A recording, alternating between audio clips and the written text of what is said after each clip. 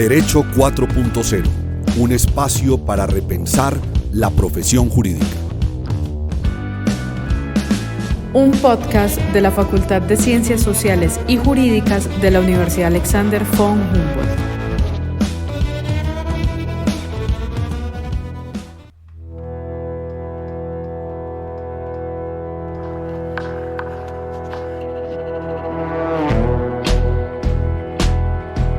Sobre el aire y el ambiente sano, un derecho en permanente peligro. En medio de la bulliciosa vida urbana, a menudo pasamos por alto un peligro silencioso que acecha nuestro entorno: la contaminación del aire. Un informe del Observatorio Nacional del Instituto Nacional de Salud del 24 de enero del 2019, titulado Quindío, donde más muere la gente por contaminación ambiental en Colombia, arrojó cifras alarmantes. El Quindío ostenta la tasa de mortalidad más alta por contaminación de aire en Colombia, con 54 fallecimientos por cada 100.000 habitantes. A este podcast nos acompaña Sebastián Peláez Uribe, estudiante del último semestre del programa de Derecho de la Corporación Universitaria Alexander von Humboldt, quien ante estos difíciles asuntos y difícil panorama tomó acciones. En medio de su construcción de proyecto nuclear de tercer semestre, decidió aventurarse en el siguiente semestre en un proceso llamado litigio estratégico. Sebastián, buenas tardes. Cuéntanos entonces, ¿cuál fue la inquietud que te llevó a tomar la decisión de proponer este proyecto que luego trascendió a una demanda con las consecuencias que más adelante les vamos a contar? Muy buenos días a todas las personas que están escuchando el podcast. Este proyecto se plantea después de que hago parte del tercer semestre. Ya había participado en una demanda que fue efectiva sobre la reconstrucción de uno de los puentes que une dos municipios entre Montenegro y Quimbaya, y posteriormente, cuando la universidad abre el tema del litigio de alto impacto y llega a manos del doctor Diego Valencia, se empiezan a buscar nuevas formas de generar ese impacto. Estaba yo en el consultorio jurídico, me acuerdo, me llama el doctor Marlon Salcedo y me muestra una noticia del quindiano, una noticia titulada El aire que respiras en Armenia, en donde exponían el artículo que hablas en la introducción, que es el Quindío donde más gente muere por la contaminación al ambiente.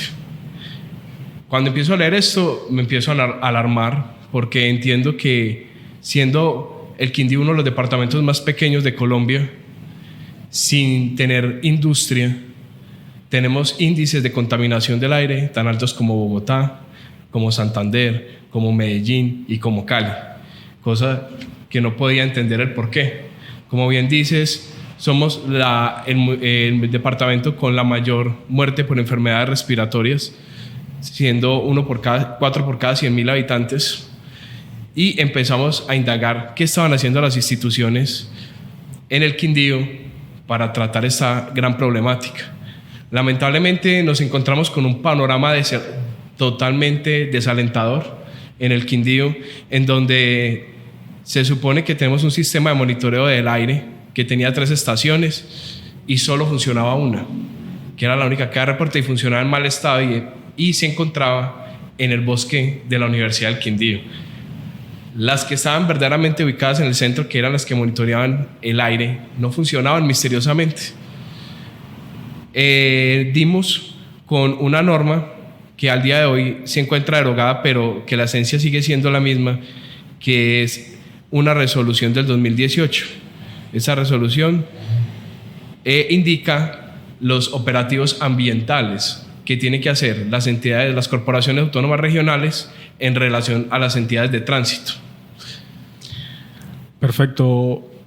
Sebastián, cuéntenos cuáles son las autoridades que, de conformidad con la norma, están llamadas a garantizar ese derecho colectivo al ambiente sano por emisión de contaminación de fuentes móviles.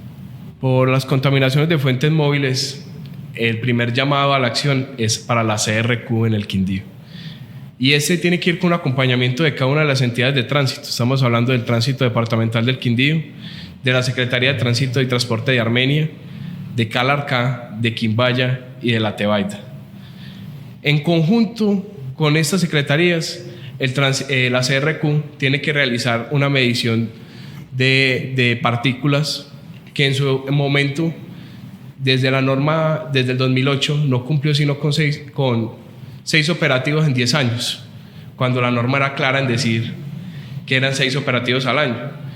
Y fue aún más difuso, porque cuando entramos a explorar lo que verdaderamente decía la norma, encontramos que no tenía una buena interpretación, porque la norma no era clara en decir en conjuntamente cuántos operativos tenía que cumplir la CRQ, si era con cada una de las autoridades, si ella era solita, si eran 6, si le correspondían 36, y empezamos a entrar en una discusión jurídica sobre cuántos operativos verdaderamente se tenían que hacer para poder proteger ese derecho sano.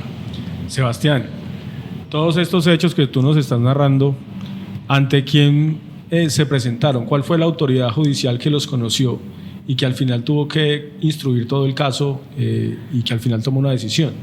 La autoridad a la que le presentamos la acción popular fue el Tribunal Administrativo del Quindío, quien lo conoció, quien entendió, tengo para decirle que fue eficaz, entendió la prioridad que teníamos frente a este problema. Tuvimos un fallo en menos de 6 meses y buscó protegerlo. Y fue más allá, no se quedó en el debate que era si cumplían con 6 operativos, que era lo que decía la CRQ, o con 36, yo haciéndole cuentas en relación con cada una de sus obligaciones, teniendo en cuenta de que cada tránsito es autónomo, sino que dijo, no son ni uno ni otro, sino 72, porque es que el tránsito departamental le corresponde a las jurisdicciones donde no hay tránsito, porque pretendía que fuera una norma que priorizara el aire de todo el Quindío, no solo de la ciudad. Muy bien, Sebastián. En medio del proceso judicial, ¿a qué tipo de diligencias te tocó atender? ¿Cuáles fueron esas intervenciones tuyas dentro del proceso judicial y cuáles fueron esos llamados? Pues es una experiencia muy bonita uno estar frente a 6 abogados de alto nivel en el Tribunal del Quindío, sustentando una teoría y desmintiendo todo lo que ellos dicen, porque todo lo que decían no tenían cómo pelearlo. Cuando hubo el fallo, que posteriormente el tribunal realizó, pues solo nos encontramos con que apelaron el municipio de Armenia y la CRQ.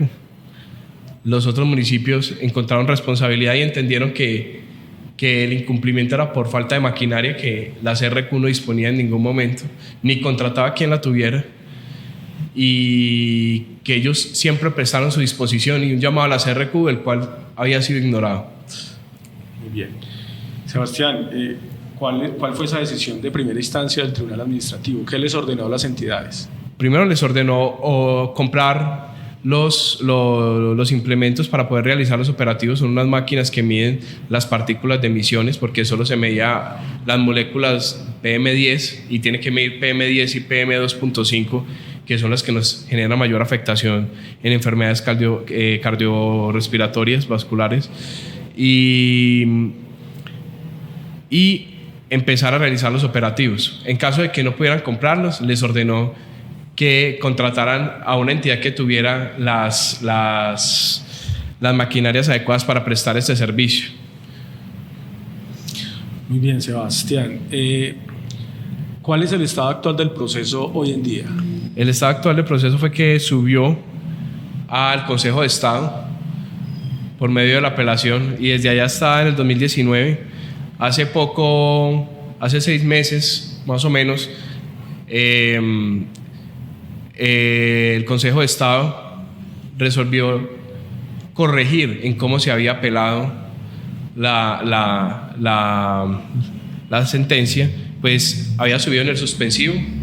El Consejo de Estado, después de un análisis, dijo: no, eso no puede ser en el suspensivo, va a ser en el devolutivo, por lo cual en este momento deberían de estar cumpliendo con los operativos, cosa que lo dudo. Y posteriormente, debido a que hubo una derogatoria de esa norma del 2008 por una nueva de ahora del 2022, la CRQ pretendió que se tumbara la sentencia por totalidad. En ese momento se encuentra en despacho, pero la norma cambió. Lo único que cambió fue el número de operativos por cantidad de habitantes, pero en esencia el incumplimiento está ahí y la necesidad de que se cumplan esos operativos sigue estando intacta. Muy bien, Sebastián, nunca mejor dicho. El aire y el ambiente sano, un derecho en permanente peligro. En resumen, entonces, desde la Facultad de Derecho, a través de la estrategia de litigio estratégico, se impulsó una demanda que pretendía mejorar la calidad del aire, un derecho colectivo que nos merecemos todos los quindianos y que en efecto en primera instancia el Tribunal Administrativo del Quindío reconoció, que desafortunadamente fue recurrido por unas autoridades que, a pesar de saber que el derecho colectivo está vulnerado, decidió tomar esta decisión que actualmente se encuentra en el Consejo de Estado esperando resolución. Entonces, Sebastián, quiero darte las gracias porque yo como quindiano me siento representado con tus acciones y efectivamente esperamos que esa decisión final del Consejo de Estado sea favorable por el beneficio de nuestros ciudadanos, de nuestros pulmones, ¿no? De nuestra vida y de nuestra salud. Muchas gracias por compartir este espacio con nosotros. Muchas gracias a ustedes por el espacio y un saludo muy especial a todas las personas que escuchan este podcast.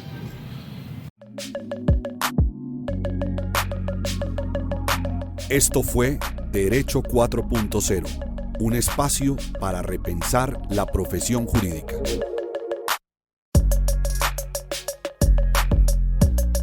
Este podcast es realizado en el Laboratorio Transmediático de Marketing Digital y Comunicación Estratégica de la Universidad Alexander von Humboldt.